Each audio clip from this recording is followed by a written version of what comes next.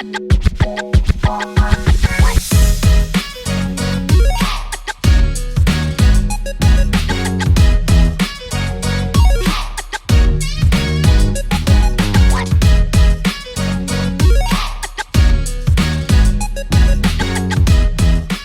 name is Ethan Campbell, and I am the author of the workbook specifically written for men called Is Chivalry Dead? And it is my distinct privilege and honor today to introduce you to the founder, CEO, and president of Men2Boys Mentoring, Coach Richard Dunn Sr. Good day to you, Mr. Ethan Campbell. Could you describe to us your program, Men2Boys Mentoring?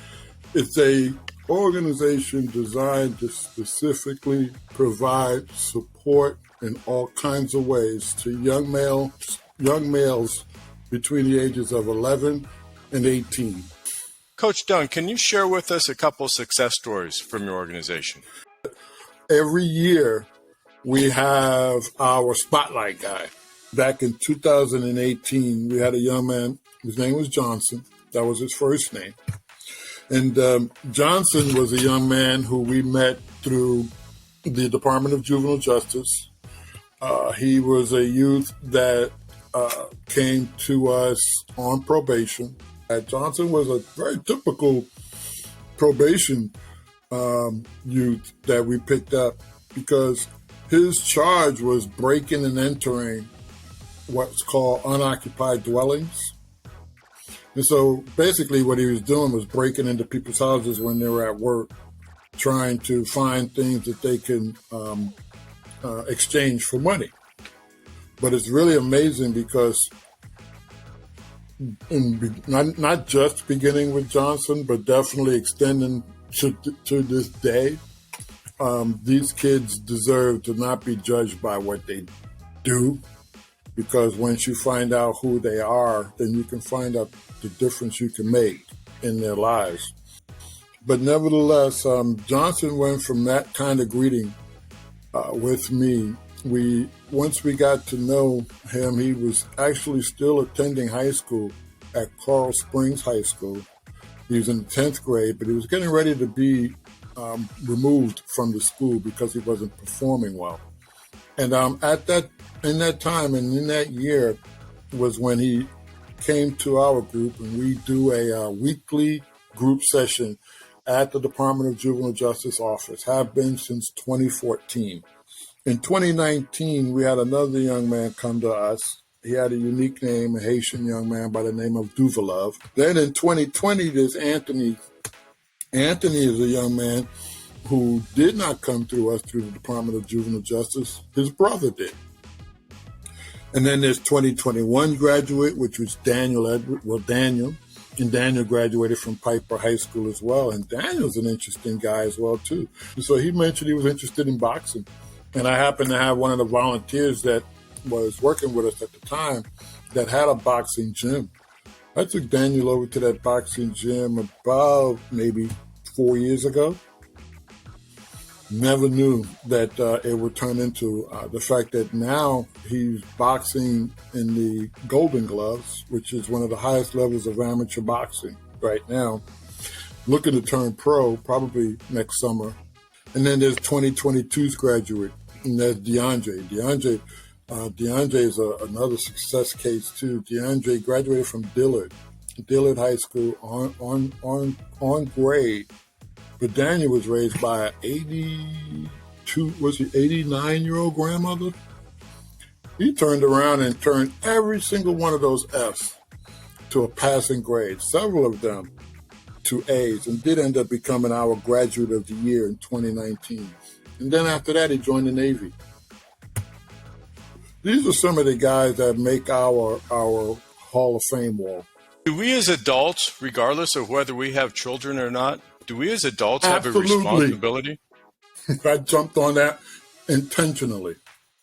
Absolutely. When we talk about the goodness of living in the country that we live in, it's about paying attention to each other.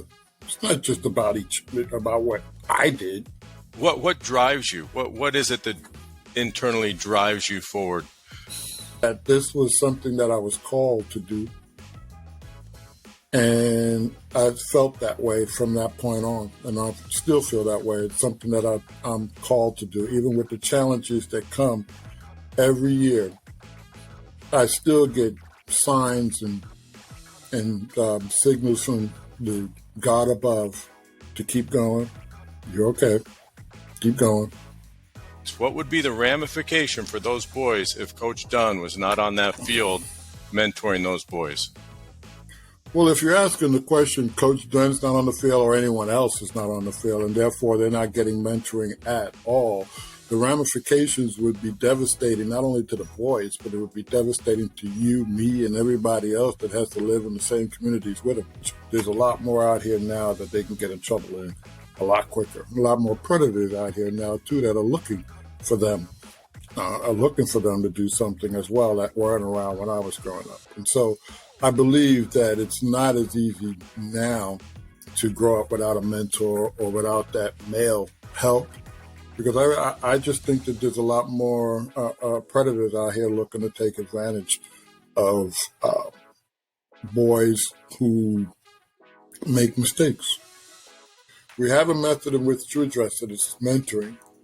And whether it be our organization or another organization, I suggest that you do your research and find the mentoring service that you want to support so that you can have someone provide an ear to these young males, giving them someone to listen to them, someone to hear what they're going through and help them try to navigate what they're going through, and then also someone that can give them advice as to what to do in their future. And so there is a solution to this situation. It's called mentoring. And I believe that the time has come in our communities, in our cities, states, and country to elevate the level of mentoring. We need to elevate the level of mentors. We need to elevate. There's a new buzzword in the school system called social and emotional development. Social and emotional development is not something that they're asking the teachers to do. They're bringing in therapists and mentors to do social and emotional development.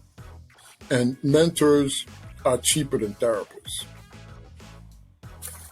Coach Dunn, you're doing amazing work, obviously, in the community, and especially with these young men.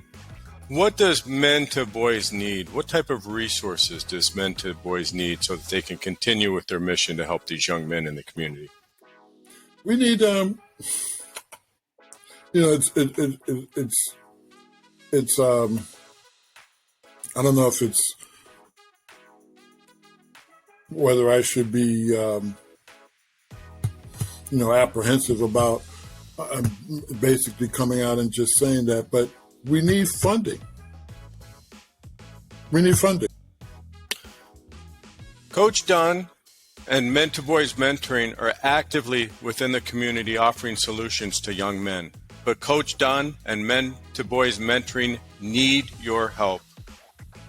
Please support Coach Dunn, Men2Boys Mentoring, and more specifically, the young men that are desperate for mentorship, guidance, and leadership.